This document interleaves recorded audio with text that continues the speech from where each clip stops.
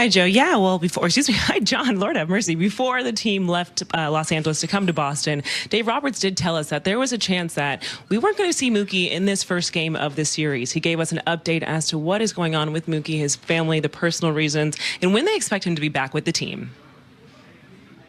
Yeah, I think that he'll be back tomorrow right around game time.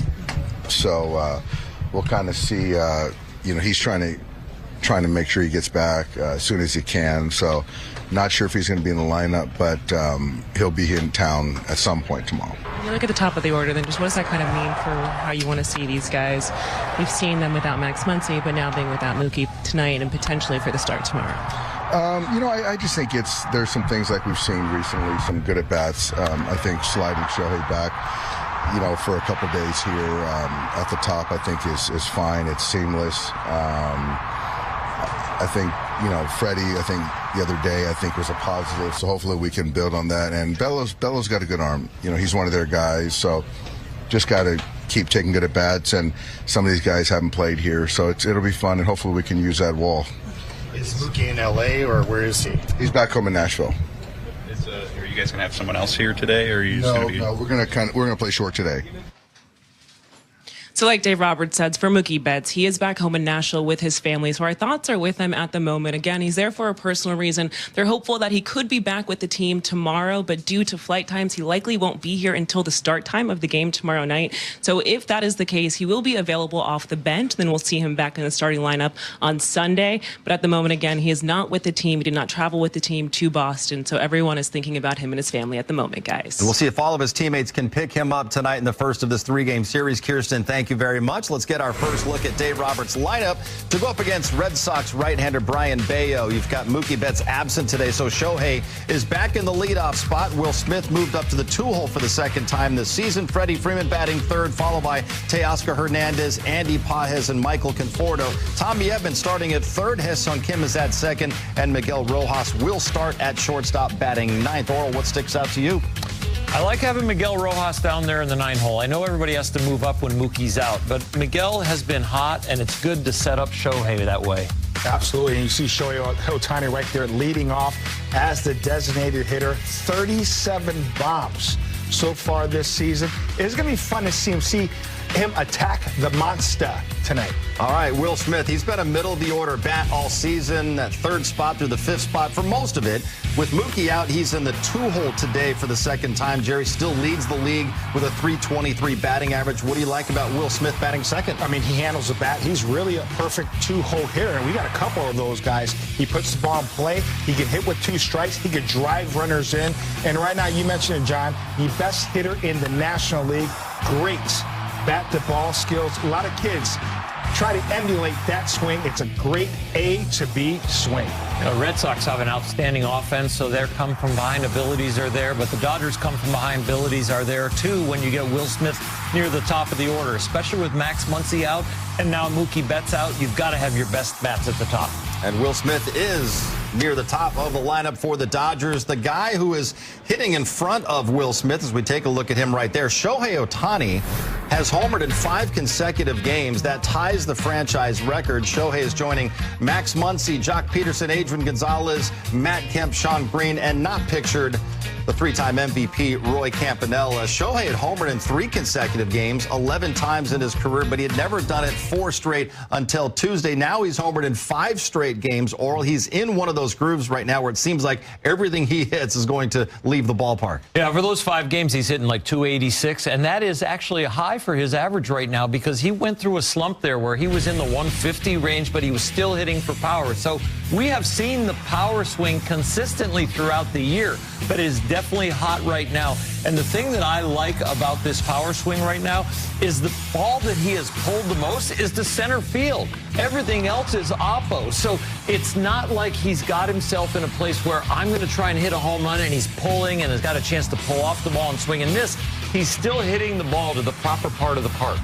And that's the key for him. We always talk about hitters need to stay square as long as possible because you can be a lot shorter and a lot more explosive. With Shohei Ohtani, that is incredible explosiveness. And him staying inside the baseball, going the other way, at times in center field, yes, we already know he can turn on a lot of pitches. But right now, he's turning on pitches that are breaking balls. But when they're going the other way, because that's what how they're pitching him, he's staying short to the ball and then long through it. That home run, I'm still thinking about Alfred Duran the other way, was one of the most impressive home runs I've ever seen. Yeah, none of his home runs to the pull side during this streak, going the other way. And, oh, by the way, he's got that short porch of left field at Fenway Park. We'll have more on that still to come. Freddie Freeman and the Dodgers took BP right before the rains were coming down. Freddie made sure the flight Wednesday night was a happy one as he walked off the Twins. The sky is clear right now. Looks like we will be having baseball right on time at 4 o'clock from Fenway. Does this feel familiar to you, Walker, a little bit with the Dodgers?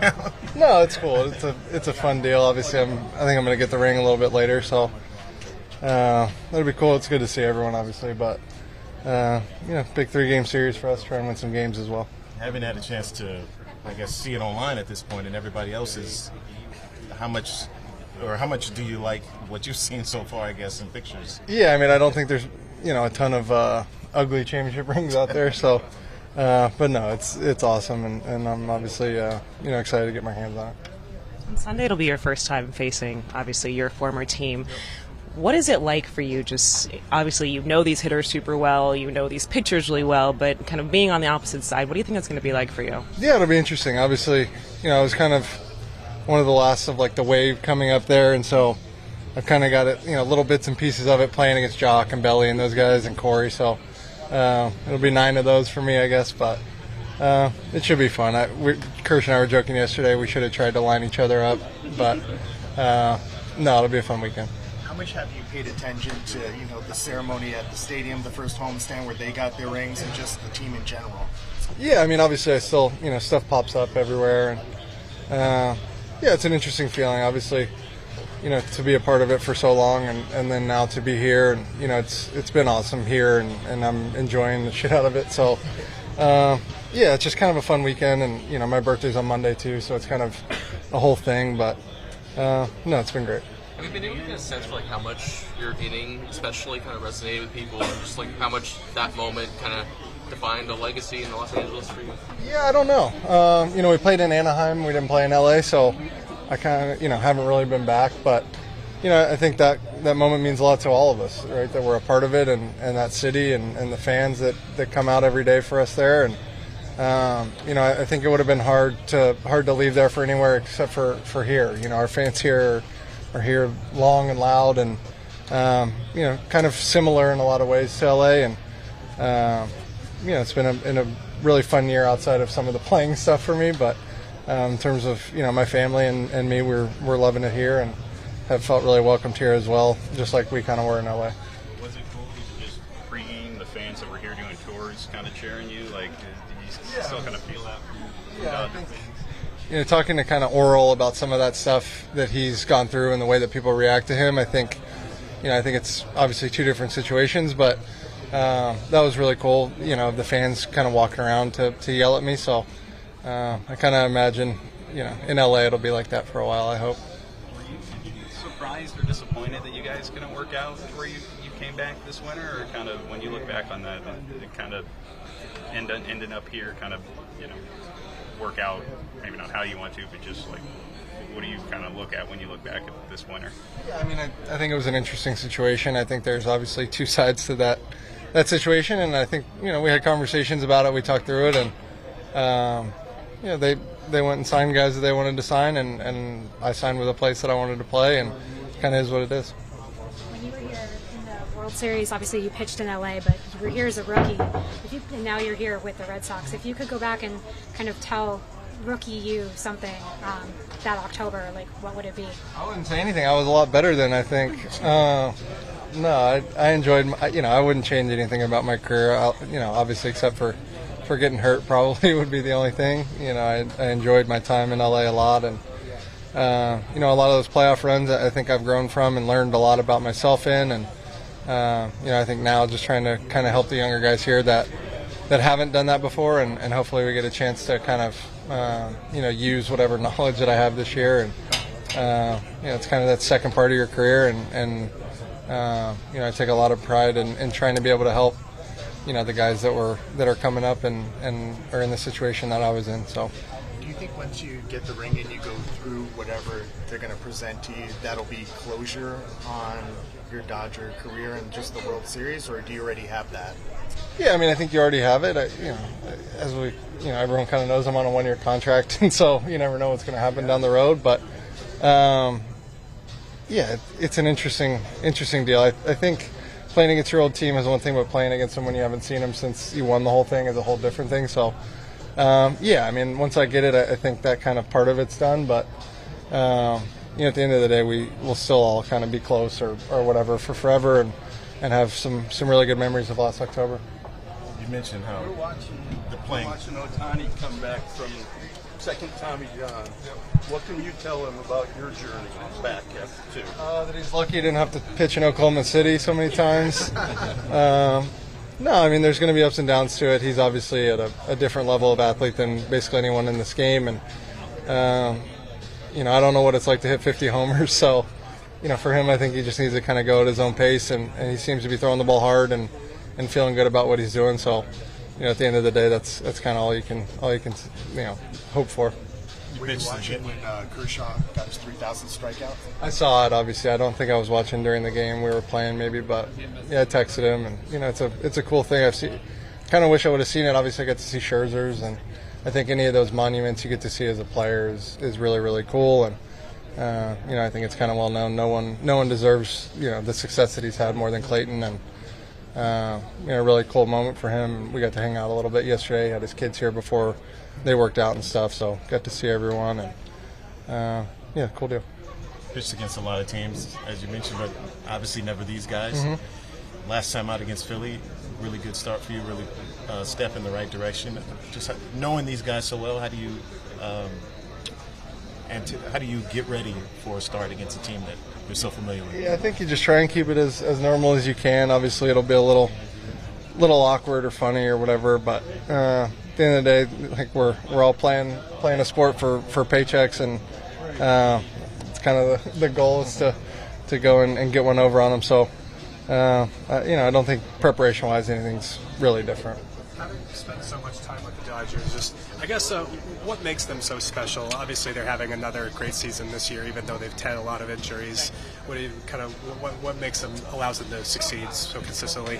When you scout, draft, develop, and do all those things really, really well, on top of having the highest payroll in the sport, I think it kind of answers itself. But haven't missed so many first-round picks. A lot of guys get to the big leagues, have successful careers when they get drafted there. So that's kind of what you want. I think they're probably the model for a lot of people in the way that kind of modern baseball should be done. And I was very fortunate to be drafted and developed and spend so much time there. And attribute a lot of what success I have had to them and how they handled and treated me. So nothing but good things to say about them. Obviously, the list of guys who've thrown glass out of the World Series is pretty short. What are the few months after that sort of feel like? And how many times have you kind of watched back through that inning?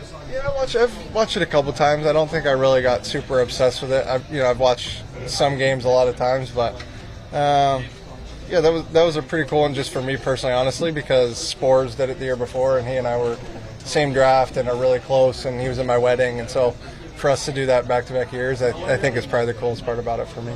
You and Will decided to auction off that baseball instead of keeping it, and the proceeds all went back to the fires in Southern California. Just why was that so important to you to be able to share that back with the community? Yeah, to be frank, it was largely Will's kind of call, and I think the timing of it kind of, that was the only thing that made sense to do, and I'm glad we were able to raise that kind of money and get it kind of directly back to where they needed it. And the charity part of kind of what we all do, I think is something that creates a legacy. I talked about it at my event this year, that is the thing that'll have a legacy for me, and so it's just kind of another one of those things we got to do that most people don't get to. Ohtani to the plate here. Long at bat his first time, but struck out. Doesn't matter where the Dodgers go, huge crowds follow the team. Dodger fans all over the city. And fans of the other team, it doesn't matter where they go. You see huge crowds when the Dodgers come into town. Of course, you're always going to have big crowds at Fenway, but the largest road attendance in baseball as well for the Dodgers. And this man right here, the biggest reason for that. Kind of see everyone stop what they're doing and make sure they're watching. Part of the beauty of the balanced schedule. Fans in every city know that at least every other year they're going to have Ohtani come to their park. At Fenway, he's played 14 games in his career. He's homered twice. 2-1. Bayo fires, and Ohtani fouls it off 2-2. He likes that changeup. Third time we've seen him swing at it. He struck out on it as a bat before was off the plate. We've seen the home runs. Normally you're thinking, okay, this is not a pitch that you want to swing at as it runs away from him. But Ohtani with that swing and power to left center field.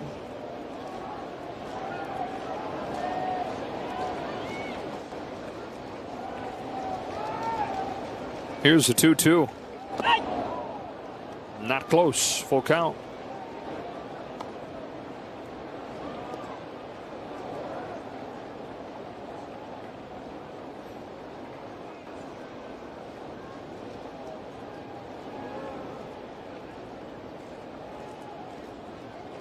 Payoff pitch. Ohtani cracks one right side past the diving Rafaela for a base hit. 2 strikes. Look at where this pitch is located. So after he swings the changeup, this is off the plate in on the hands. I mean, it like almost cracks the bat. That's how far off the barrel on the hands it is. And Ohtani still finds a way to get this through the 4-hole for a hit. And now 5 for 10 against Bayo.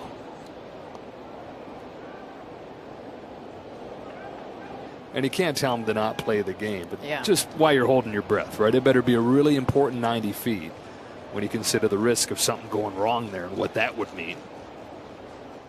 He runs again, and a base hit the other way. A little hit and run right there. A little run and hit.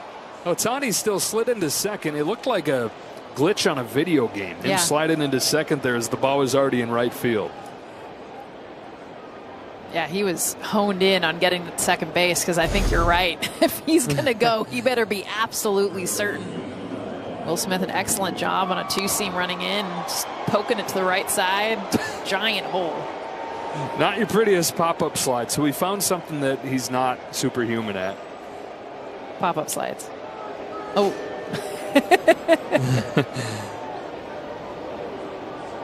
Ohtani at second, Smith at first. Bayo's 1-1. Freeman sends it in the air to center field. Duran coming on, drops in front of him for a base hit. Station to station they go. Runners had to be sure that that thing would drop. Didn't look like it was gonna, but Duran was playing deep. It did, and they're loaded.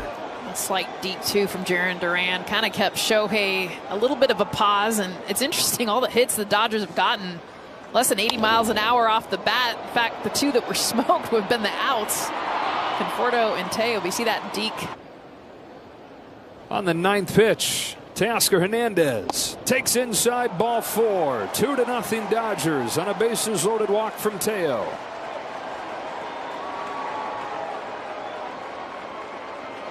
歴史と伝統を誇るボストンのフェンウェイ。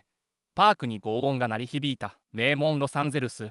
ドジャースと強豪ボストン、レッドソックスが激突する夢の対決。その中で、日本が誇る天才、大谷翔平がまたしても伝説を作った。試合序盤、ドジャースはホームーキー、ベッツを欠いた状態でスタートを切った。しかし、そんな逆境をものともせず、若き才能を暗に、パヘスが躍動、2回表、トミー、エドマンの鮮やかな右前的自打でパヘスが快足を飛ばし先制のホームイン。まずはドジャースが1点を奪い取り、敵地フェンウェイの沈黙を誘った。続く3回表、その瞬間は訪れた。バッターボックスに立ったのは、今や全米を震撼させている男、大谷翔平。すでに4試合連続ホームランを放っている絶好調の怪物が、内角深く食い込む難しい球を完璧に捉え、ライト前へはザーリの一打。その姿はまさに芸術的。打撃の真髄を見せつけた。この一打でドジャース打線が火を吹く。ウィル、スミス、フレディ、フリーマンも続けて単打を放ち満塁の大チャンスを迎えると、テオスカー・ヘルナンデスが粘り強く四球を選び、堂々の押し出しで大谷が悠然とホームへ生還。続くパフェスの犠牲フライによりスミスも得点し、ドジャースは一気にリードを3-0に広げた。だが、地元レッドソックスも黙ってはいない。3回裏、ジェイレン・デュランが巧みな左前打を放ち、俊足のウォンがホームを駆け抜け反撃の1点を奪う。さらにアレックス・ブレグマンが強烈な二塁打を放つと、デュランが一塁から怒涛の激走を見せ、本拠地のファンを熱狂させる追加点。試合は瞬く間に3-2。